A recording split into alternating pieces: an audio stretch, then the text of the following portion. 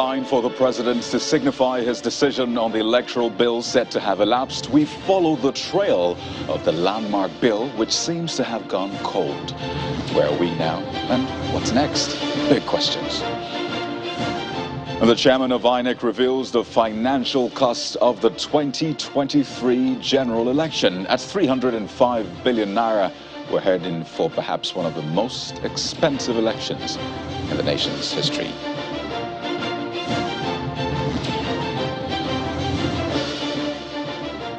Hello and welcome to Politics Today, coming to you live from Channels Television's global headquarters here in Lagos, Nigeria. I'm Kayode Okikelu, and tonight we begin at the National Assembly. All eyes are on the legislative arm of government, and rightly so, for several reasons. And top on that list is perhaps the electoral bill and what the president communicated or did not communicate to the leadership. Then there's a 2022 appropriation bill, as well as several other instruments of legislation. Now, regarding the fate of the electoral bill, let's tell you that there is no word yet as to whether or not the president has written and forwarded a letter to the National Assembly on his decision to give or withdraw his assent to the Electoral Act Amendment Bill. The 30-day deadline stipulated by the Constitution for the President to respond to the bill is expected to have expired yesterday, December the 19th. It should bear in mind that the National Assembly is scheduled to proceed on Christmas and New Year holidays tomorrow, Tuesday, December the 21st. So while we wait on that, there is an update on the fate of the 2022 budget, at least. The chairman of the Senate Committee on Appropriation, Senator Jibrin Barau, says it will be laid, debated, and passed tomorrow, Tuesday, December the 21st. Now, President Muhammadu Buhari had presented the appropriation bill before the National Assembly 2 months ago on October the 7th for consideration. And also at the National Assembly today, there was some revelation, and you saw that earlier, as to the cost of holding elections in the country, specifically the next general election in 2023. Well, it will cost Nigeria 305 billion naira to prosecute the polls. And that's coming from the chairman of the Independent National Electoral Commission, Professor Mahmood Yakubu. Well, he was speaking during a meeting with the Senate Committee on Appropriation at the National Assembly in Abuja, where he noted that the commission had already received 100 billion naira out of this amount for the elections. Now, according to him, the 305 billion naira will not just enable INEC prepare for the election and purchase all the election materials needed, it will also cover the several by-elections across the country. 40 billion is our regular budget as an agency of government, and the 100 billion was the first tranche towards the 2023 general elections. And we have gone ahead to make provisions accordingly. Mr. Chairman, for the 40 billion regular budget, included in that are also elections that we are supposed to conduct, particularly off-season elections. And it may impress the committee to know that we have now 8 by-elections pending. 8. 3 federal constituencies and 5 state constituencies. In fact, the last vacancy occurred only on Wednesday last week, following the death of a member representing Giwa West in Kaduna State. As I said, we made a submission on the basis of the 100 billion as one line item, plus the 40 billion for regular budget in the 2022 appropriation bill. And then there is the outstanding 205. What we have done is to look at activities that we need to conduct before the general election.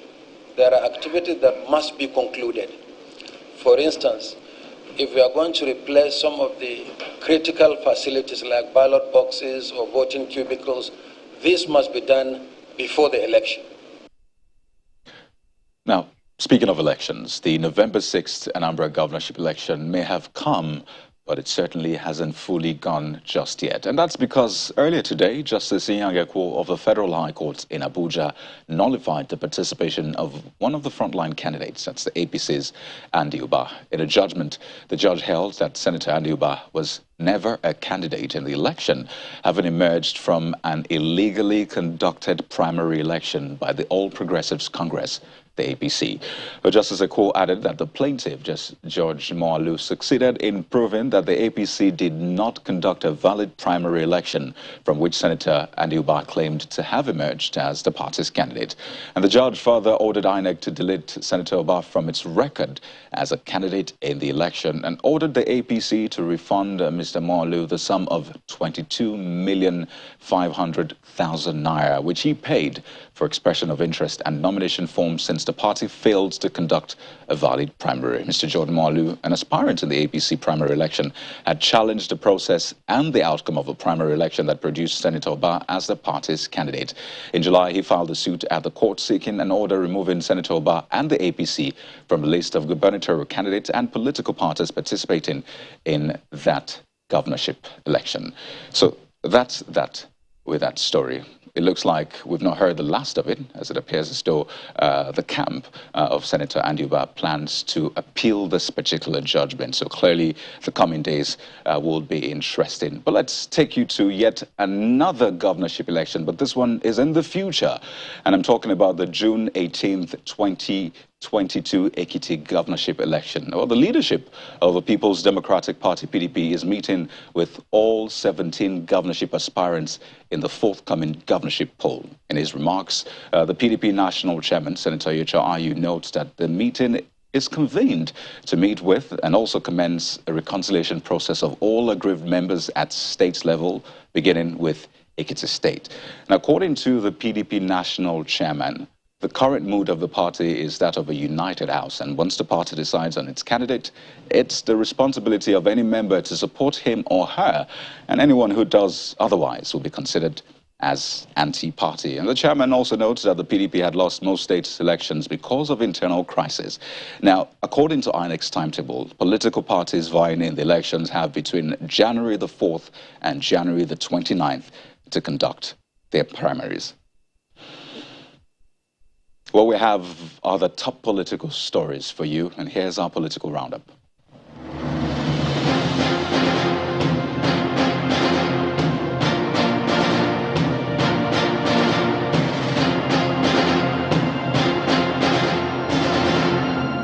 The federal government is to establish 300 information and communication technology academies in tertiary institutions across the country. The Minister of Communications and Digital Economy, Dr. Isa Ali Pantami, made this known in Abuja while meeting with the students who participated in the 2021 National ICT Competition. He said at least 30,000 students will be trained in the academies annually, in line with the federal government's plan of ensuring that Nigerian students acquire ICT skills in addition to their academic qualifications. With 8 years left to the attainment of Sustainable Development Goals by 2030, the federal government has been lamenting the impact of the COVID-19 pandemic on the achievements made has been eroded. Speaking at the roundtable dialogue on the establishment of SDG innovation hubs in the country, the Senior Special Assistant to the President on Sustainable Development Goals, Princess Adejoke Orelupe Adefulire, explains that if the global goals are to be attained by 2030, then the government cannot rely on the traditional budgetary sources, which she described as grossly inadequate to finance the SDGs.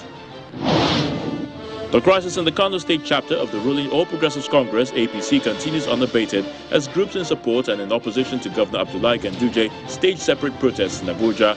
While protesters supporting the state governor want the President of the Senate, Senator Ahmed Lawan, to sack Senator Barau Jibrin as the chairman of the Senate Committee on Appropriation, those opposing the governor call for the prosecution of Abdullahi Ganduje. The internal crisis in the Kano APC led to a parallel congress in October this year, despite some interventions by the national leadership of the party. The People's Democratic Party, PDP Southeast, has called on other political parties in the country to zone the presidency to the region as the general elections draw near. Chairman PDP Southeast Senator Obinna Ogba made the statements in Abakaliki during the party's State Executive Council meeting over the weekend. He said zoning the highest office to the geopolitical zone that was yet to have a shot at the presidency since the return of democratic governance will indeed reduce the tension in the land. I'm one of those who said, Obi is a boy, Obi is a boy. It can't be a man. I think it is a time for the Southeast to produce the president of the country.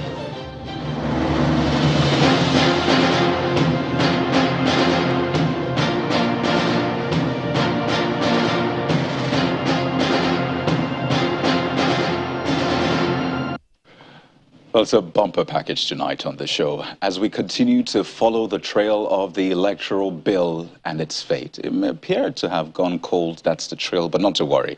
We'll get that for you. It's a constitutional matter, so we need to get proper legal perspective. Also, some of the biggest beneficiaries will be political parties and their candidates. So we'll be speaking to some of them tonight on the program as well. Plus, internal party politics ahead of the big one, the 2023 elections, and not forgetting the biggest beneficiaries of all, you, the Nigerian. So this and more will form part of our discussion on the program tonight. And as I said, it's a bumper one. We're joined by three gentlemen in our Abuja studio. Three wise men, you may call them. And I'll start from Senior Advocate of Nigeria, Mr. Ahmed Raji, who joins us from our Abuja studio. Right next to him is Mr. Bishop Amakari, who's the National Chairman of YPP. And Professor Siju Medana, who's the ABC Director of Organization. Gentlemen, thank you for joining us on the program tonight. Thank you for having us. Let me begin from Mr. Raji. I know this is a constitutional matter largely. For a bill that was received by the President on November the 19th and by today, which is December the 20th, there's still no word on it. So from your legal perspective, has there been any infringement on the provisions of a law in view of Section 58, sub 4 of the Constitution and other provisions on this? Well, I would not call it an infringement. The president reserves the right to either assent or withhold assent. In this case, he has withheld assent. And there are two options for the National Assembly. Either the veto, that is the override, is a lack of assent and they pass it, or they engage in what I would call a kind of constructive dialogue so that they will know why he has refused to assent and they can now see if they can get to the middle of the road. I would prefer they engage the presidency rather than overriding the veto. A good thing, the president has not spoken to the public the reasons for us to evaluate. So we cannot begin to judge him or begin to condemn or say one thing or the other until we know the reasons. And I believe the National Assembly under the leadership of Dr. Lawan will take a matured approach, knowing him the way I do, by engaging the executive arm of the government in the interest of every one of us. That is my take on this. Thank you. Just as a follow-up, Senior Advocate of Nigeria, just to be clear, for you, it's not a matter of whether or not he has assented to that bill. You believe that the president withheld his assent. Of course, there's a window. The law allows him 30 days to make up his mind. But the law does not penalize him for not giving an assent within 30 days. It only has a consequence, which is the National Assembly can now veto. They are now at liberty to say, okay, you have withheld your assent, we override it, and then veto it, and then pass it with the required majority. Or they open a window of discussion with him. Now look, why did you withhold your assent? And I think that is a better approach. More so, the National Assembly is dominated by his party, and there has been a harmonious relationship between the two arms. I do not think this single something will now warrant them just overriding the veto in respect of a law which the executive will have to implement. Because you just don't look at vetoing law, then you pass it. Okay, how do you implement it? For example, it's been alleged or it's been said that INEC has submitted a very huge bill for monitoring exercises under the proposed dispensation. Where are they going to get the money from? These are the things they have to sit down with the villa and then sort out in the interest of everybody. Thank you. So just before I get the opening comments of the other two gentlemen in the studio, I'd still like you to give us some clarification. So earlier on, we put up the provisions of the Constitution, specifically Section 58, sub 4 and 5, where the Constitution speaks about how these issues should be handled in terms of, when bills are transmitted to the president and the kind of treatment it should get. So subsection 4 of Section 58 says specifically that where a bill is presented to the president for assent, he shall, within 30 days thereof, signify that he assents or that he withholds assent. So in terms of assenting, when the president assents to the bill, we get, pictures, videos, and reports to the people that the president has, signed this particular bill into law. So that's essentially how, assenting is communicated. So in terms of withholding assent, shouldn't it be that same method of communicating to the people that the president has withheld his assent, rather than waiting for the National Assembly to reveal that? His conduct can signify withholding of assent by conduct. When somebody is given a window and he has chosen not to give his assent within the required number. For example, now, if he gives the assent tomorrow, it's late because that window is closed. They have to represent it. But back to your question, when you are withholding assent, the law has not specifically stated how it should be. And that is why I'm saying, with all due respect, that withholding of assent can be by conduct. That is, failure to give the assent within the requisite number of days. Or it can be by a letter, whereby it is not going to explain everything to them. But you have to admit that this is a very touchy issue. The National Assembly members are very fussy. The Governors Forum have taken a stand, and then the president is caught in between. He has to be very careful. Him putting his hand on paper, take his pen, writing, he may be ruffling some feathers. I think he's done it in the best way. Let them engage him. I will not say more than that. Thank you. All right.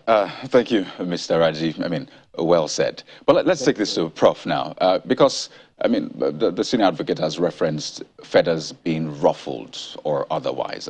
Yes, we're going to get into, the plan of the APC ahead of 2023 and internal politicking, but this is a big deal, as the senior advocate referenced, for political parties in Nigeria, and by extension, Nigerians. So it will be good to get your intervention on this one as well. So from the point of view of your party, the APC, yes, there's a National Assembly, but there's also the party. Is your party, the APC, comfortable with the handling of this matter? Let me just align myself with the senior advocate of Nigeria. He has given you the constitutional processes, and the president has not made it known to the public why he withheld the assent. But experts are of the view that there are a lot of things that need to be looked into. One of the things is the issue of the party constitution, the party's constitution. Most of these parties in their constitution, it is ensuring that they have like 3 processes of electing their candidates. 1 is through indirect, 2 direct, then the 3rd one is the consensus. The law cannot be retrogressive because those parties, they are still having those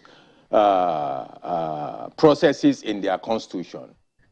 So it will create a kind of dilemma for the parties. So the way the senior advocate of Nigeria says that you have to now engage into dialogue. Those gray areas that were not discussed can be discussed and represented back to the National Assembly, or to work on the bill and send it back to the president after removing those gray areas. So I think it's a wide decision for the party, the National Assembly, which is majority APC, to now sit down together and look at the issue, to go into dialogue. So in terms of on this for now. Okay, so regarding dialogue, I'm just wondering how long, or how long does dialogue take ideally? Because this is a journey that we embarked upon, I mean, this particular part of the journey, ever since that amendment in 2015. So we've been here before, time and again. We saw this play out in 2018, just before, you know, that election. And it was reintroduced again. And I mean, you must have seen all that played out in the National Assembly, from dialogue to even fisticuffs. So these are things that we have done. So I wonder, how long will this dialogue take? If we've not dialogued in the past, what, 5, 6 years, how long then will this dialogue take? You know, there are issue of perception before now, and you know, perception creates tension. Maybe now with consultation, counter consultation, you'll be able to address a lot of issues. In the beginning, most of the political parties, not even governors, they were against the direct primaries because of the expensive of the direct primaries. I could remember the PDP former secretary, Sauri, was saying that they were going to court to challenge the National Assembly, because how can they put them into one option of primary election? So, as you can see, there are a lot of voices that were not heard, maybe. So on this, dialogue will be the only option out of this issue. All right, we'll talk about this dialogue issue maybe further during the course of the discussions, because again, I wonder how long it will take, seeing that the 2023 general election is just a little over a year to go. But let me take Mr. Makari's opening comments on this one. I know that, I mean, you represent a bloc as well, maybe not the majority, maybe not the, you know, opposition as it were, but at least you have some representation. So seeing the trend, the way this legislation has gone, where we are right now, are you confident as the head of a party representing Nigerians? Thank you, Mr. Kayode. I think I'll have a different view on this matter. And the truth of the matter is that it's what is playing out at the moment is a clear manifestation that there is a house that is not in order. Because the question you ask yourself, and every Nigerian should ask him or herself, is whether this bill that we're talking about, is it a rocket science thing that will take us almost 30 days,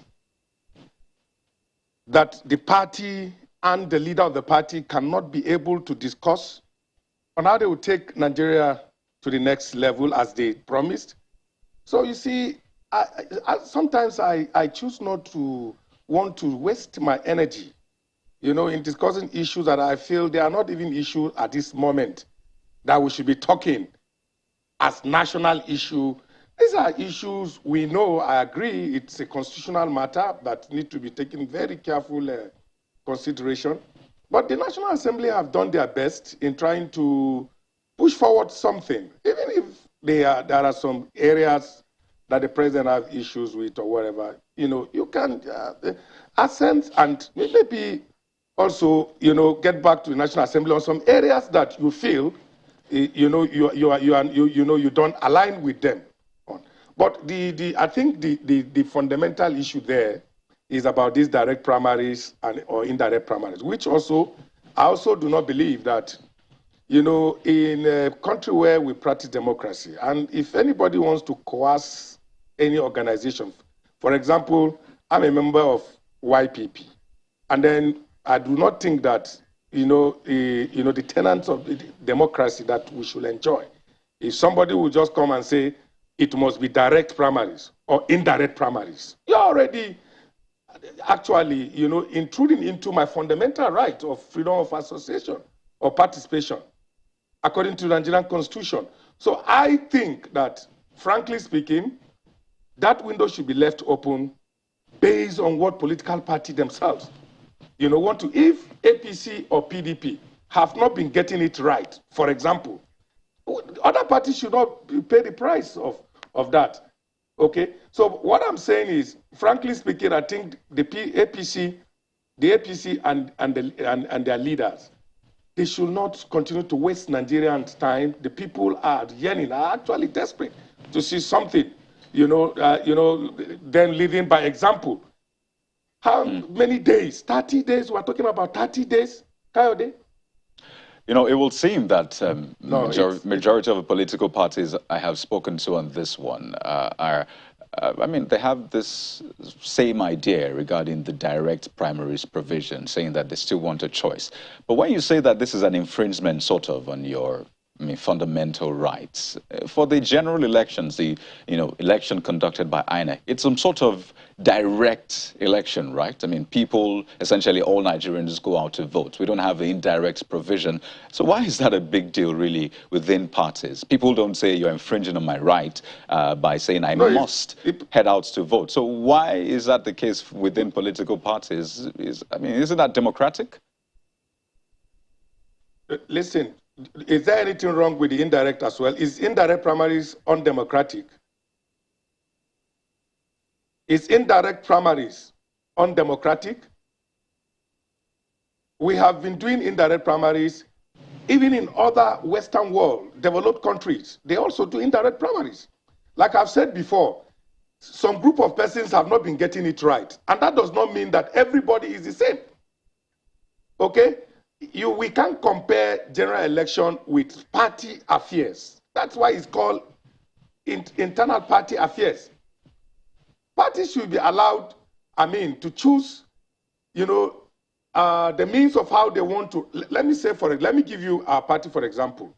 In our party, in our constitution, we have what is called option A4 as a mode of conducting any election to office in our party. And that option A4 is almost like maybe direct primaries, but the only difference is that you're going to bring some delegates, from the ward, local government, or state. But at the end of the day, those delegates are going to queue behind the candidate of their choice. We have practiced it in the past, and there was no rancor in our party. And we have produced candidates where we went to an election.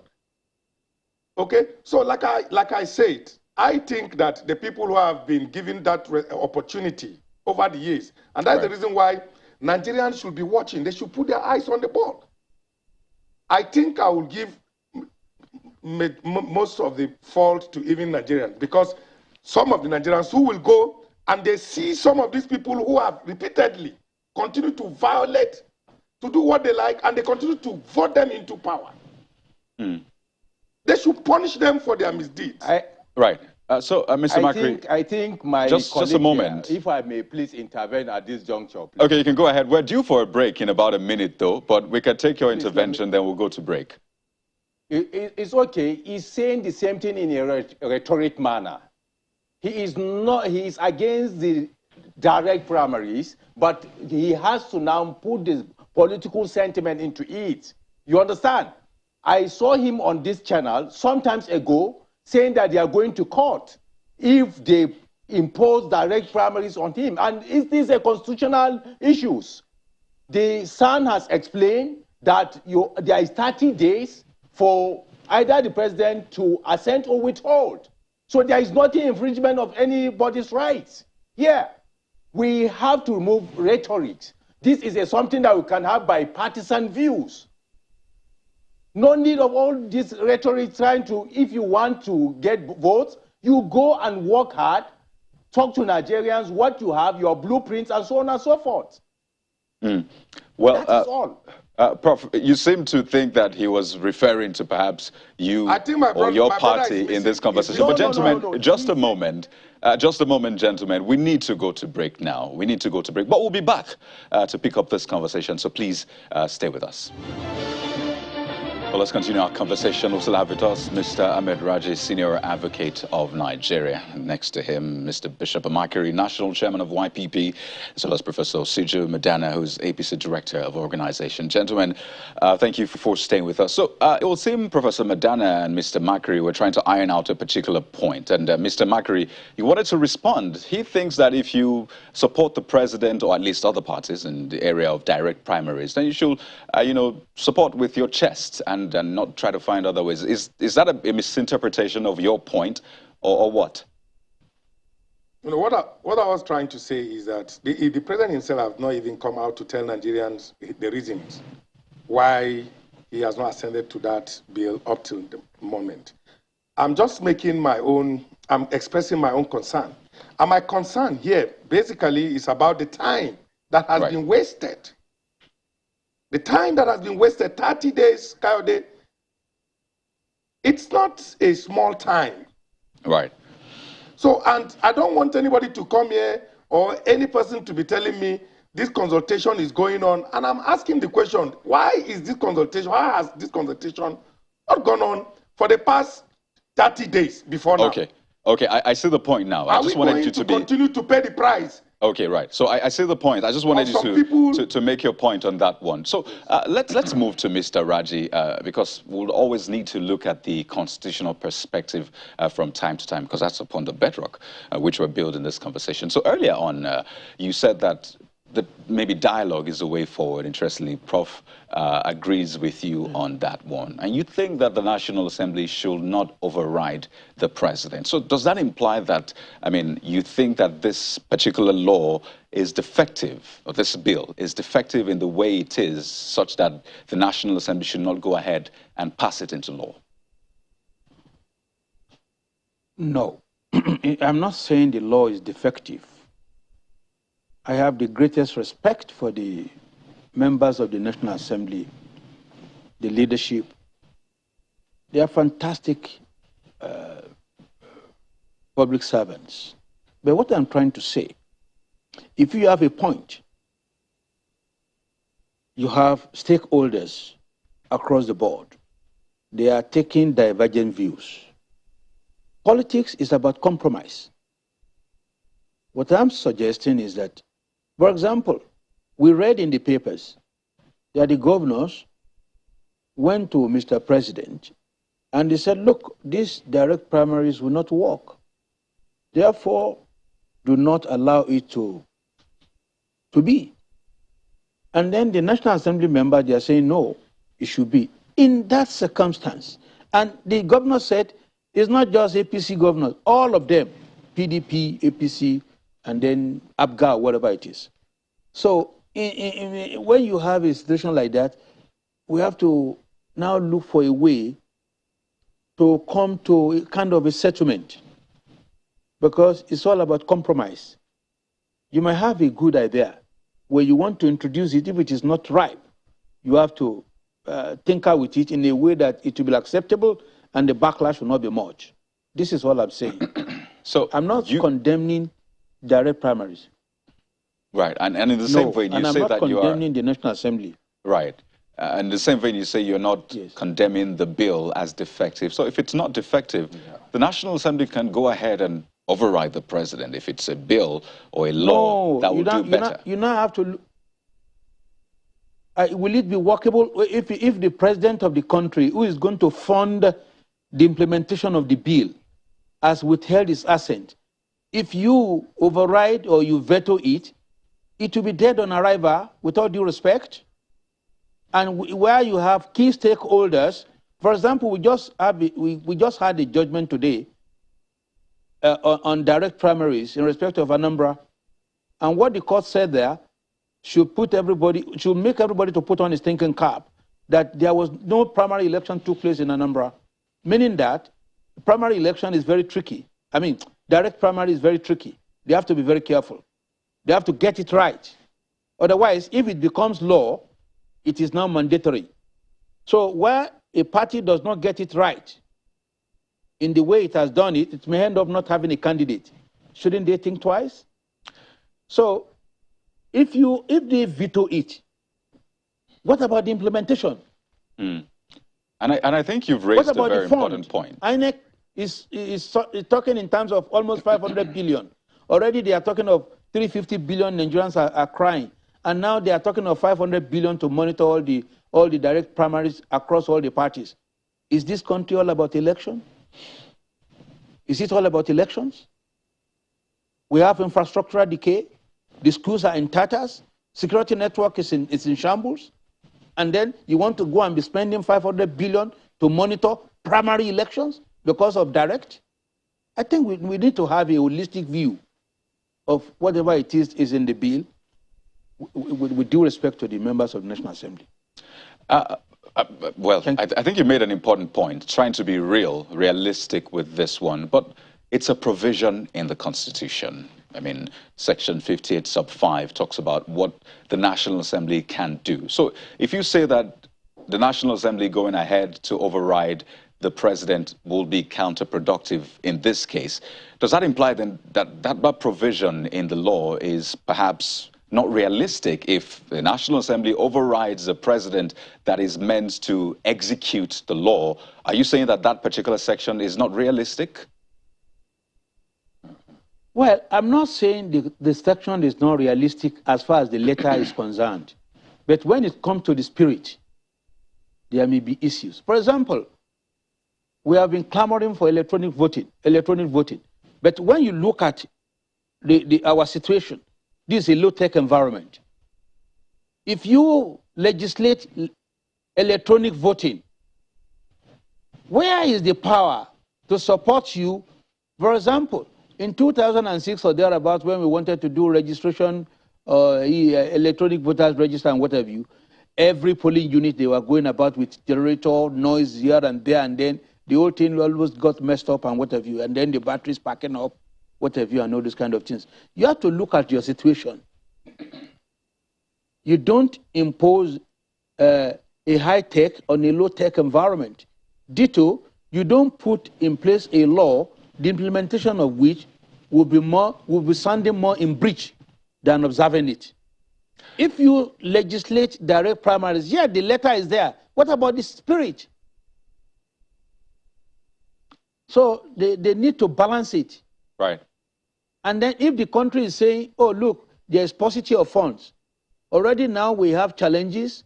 The world is moving away from fossil fuel, which is going to now have impact on the receipts into the revenue of the country. So, and then the entire world is saying no more to gas, no more to petrol, no more to diesel and what have you. And that is the source of income for Nigeria. So the little that will be coming, you use it to go and be monitoring primaries. And then the country is borrowing on a daily basis.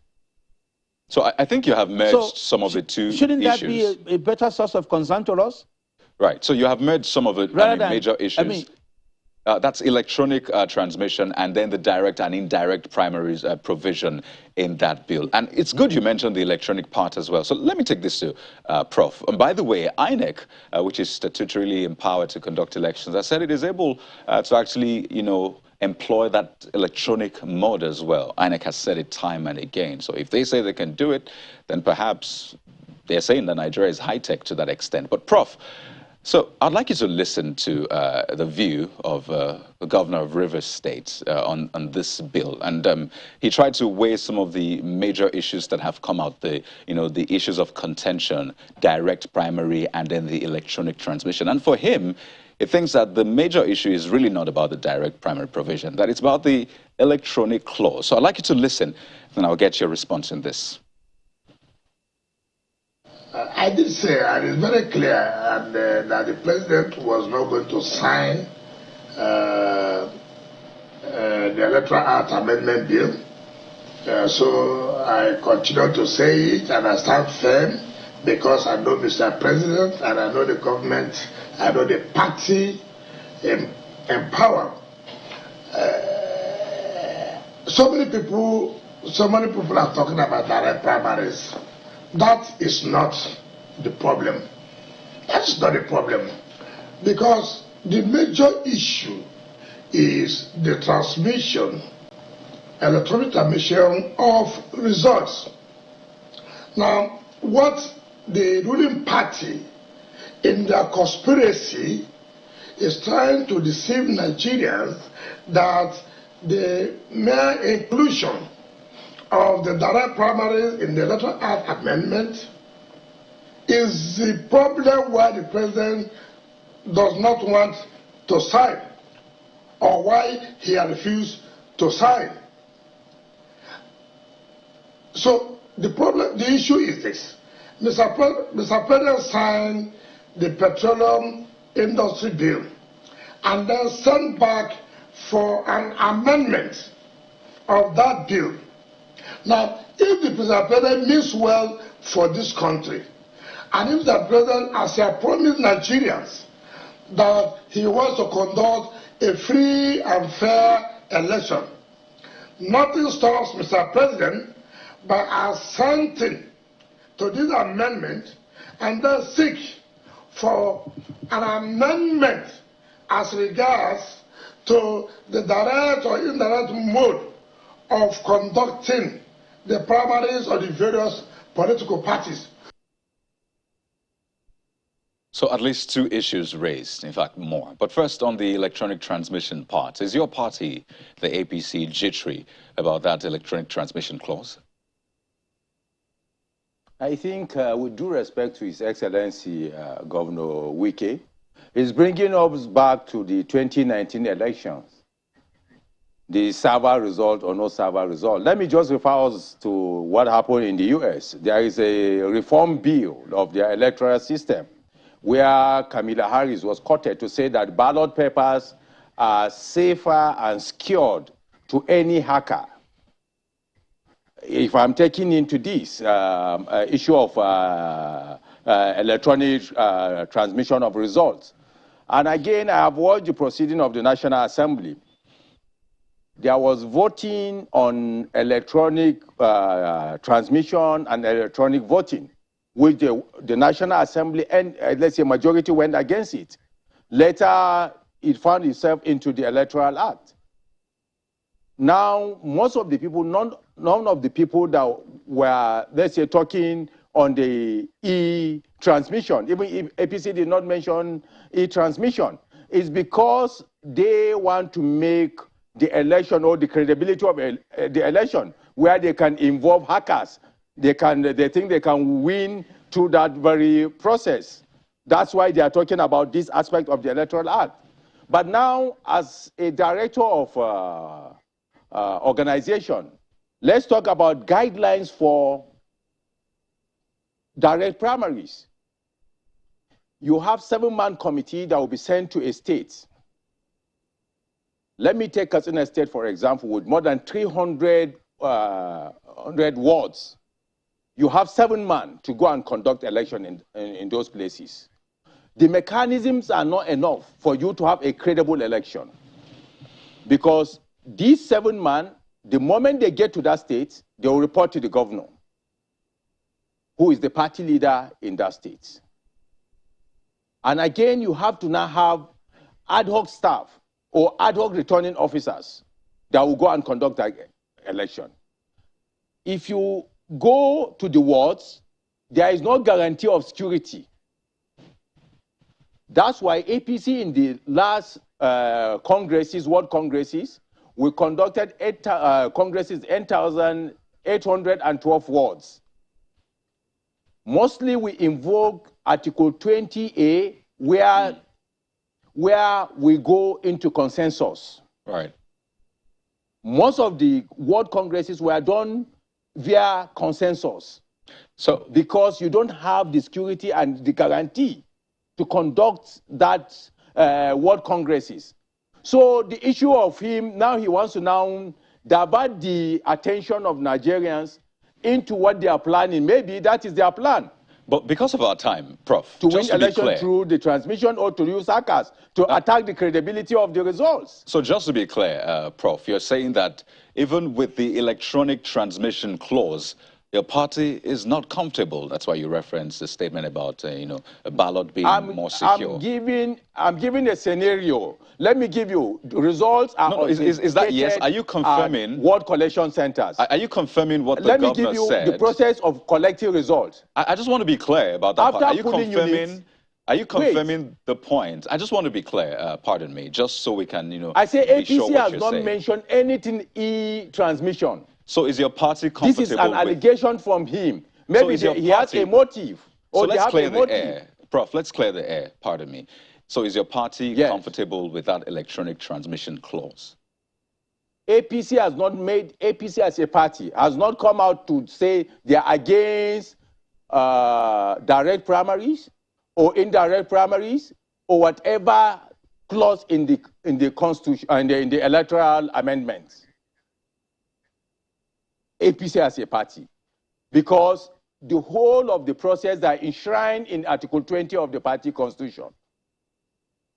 Now it's a new topic of electronic transmission. That's why I'm saying results are authenticated and evaluated at collection centers. So I take it then that the APC... So if result is transmitted, yes, transmitted at the polling unit level... I've not asked my question, Prof. I have not asked my question. Yes. Because, okay, so the APC is comfortable with the electronic transmission clause.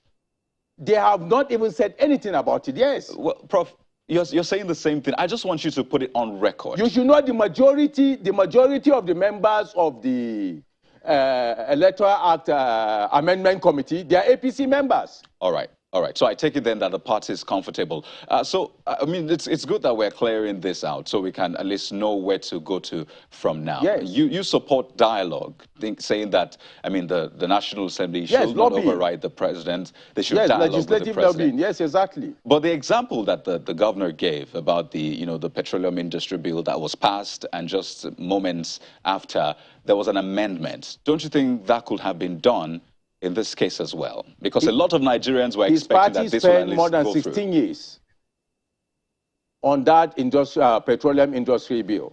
This is the first time that it's been passed. You understand? So now, on this issue, for president to withhold his accents, there is nothing after dialogue that same bill cannot be sent back to the president for accent. All right. So, I mean, quite interesting points you made there, and it sort of gives, some sort of insight into what the coming days will hold. But Mr. Makiri, for your party, I mean, you have said that you don't quite also agree that direct primaries should be the only mode of selecting candidates within the party. And I wonder then, you seem to align behind the APC. In fact, we had a conversation as well with the PDP yesterday, and they sort of wondered why that will be mandatory for parties. So where then, or how then do you factor the desires, the yearnings of Nigerians in all of this? Because, I mean, from what we've heard, it's dialogue between the executive, the National Assembly, but how do we factor in what the Nigerian people want? Because you have CSOs saying that, well, this bill has to go ahead. Thank you so much. Nigerians, of course, have the right to also make their position known to the people, especially those who are representing them in the parliament. And I agree that reforms must take place. Electoral reform is key, it's eminent as we speak today in Nigeria, especially in this 21st century, that countries are growing from analog to digital. But the only fear, my position still stands irreversible, that we should allow the tenets of democracy to flourish, where people, political parties, and I'm talking now as a party person, that political parties, like my senior brother from my left side, the senior advocate, have said, so much money is going to be allocated for this process. For example, we are talking about money that is almost for 4 or 5, if it's about that 500 billion or whatever we are talking about. One political party. It is money that is for almost 3 or 4 states' budget. You are putting it into election, into just to monitor party primaries. It's not justifiable. Let's be realistic to ourselves. Now, political parties, just to be clear on that figure, that's not from INEC, because INEC said, well, this is not the business of INEC, conducting primaries within parties. So that was a figure that was just thrown up. So, or do you want to tell us the authenticity or the source of that 500 billion which you referenced? No. That's what I'm saying. I say we are here. It's a hearsay, actually. It's a hearsay, and they say in every fire there is a smoke. There can't be a smoke without fire. Okay, so maybe something is cooking somewhere. What I'm saying, my brother Kayode, is that we should not. Look, I agree. Nigerians they are yearning for a better situation. They are yearning for a better electioneering, electoral reforms, right? But we should not, on the basis of wanting, to beautify our election, and then, also stifle some political parties, whereby elections now will be mandatory on direct primaries. I have a problem with direct primaries election, that if it is going to be the only option in choosing candidates of political party, I have a problem with that. I believe that for the beauty of democracy, we should allow it open as it used to be, like I said earlier. If party A and B that have abdicated from their responsibility in ensuring they do the right thing for the people of Nigeria have failed to do the right thing, other political parties should not pay the price of their misdeeds. And that is why again, today Mr. I'm calling Makary, that Nigerians, again, you make that point, which you have made several times. Go through the ballot. Right. So pardon me, we're winding down in about 2 minutes now on the program. It's been quite an interesting conversation with you three gentlemen. But let me take on Prof as we wind down. 2 minutes to the end of this conversation. And this is regarding your internal party affairs, the convention for your party. Is this still on course for February? Is it likely to go beyond that? And what's the state of the reconciliation within the party? If you could do that in a minute. Yeah, today the CECPC in its 17 regular meetings, they have constituted an internal committee to look into budget and structure of the convention. Then the reconciliation committee is doing its work, which is expected to submit its report soon, so that all those people that are aggrieved will be reconciled. Then we'll go into our convention as planned. So that means the convention is still slated for February and nothing is changing? Yes, by God's grace. By God's grace, is the mechanism are being put in place. I told you that the budget, the structure for the convention, and the internal committee to come up with the budget and the structure for the convention. Okay, so let's wind down on this, Senior Advocate of Nigeria, and I'd like you to have the last word on this one. For a lot of Nigerians who feel let down, as it were, I mean, they've been following this electoral bill ever since its inception, or, I mean, reintroduction, and they feel let down, wondering, will this really work? Will we have that 2023 general election which we're looking forward to, which the president promised that he will bequeath, a much improved electoral process? So, as your final words, what would you say to them? Well, I will just plead with them, all the major stakeholders, the parliament and the executive, to deepen their collaboration and to always bear in mind that Nigerians are watching and they should not take Nigerians for granted. I hope in no distant time or future, they will resolve this impasse and the government will give us a credible electoral law that will deliver a good dividend of democracy. That is just my advice to them, because and I think that's if they allow it to linger for so long, other meanings will be read into it, and it will not be good for our system. Well, that's a great place to anchor. I'm confident that it will be resolved.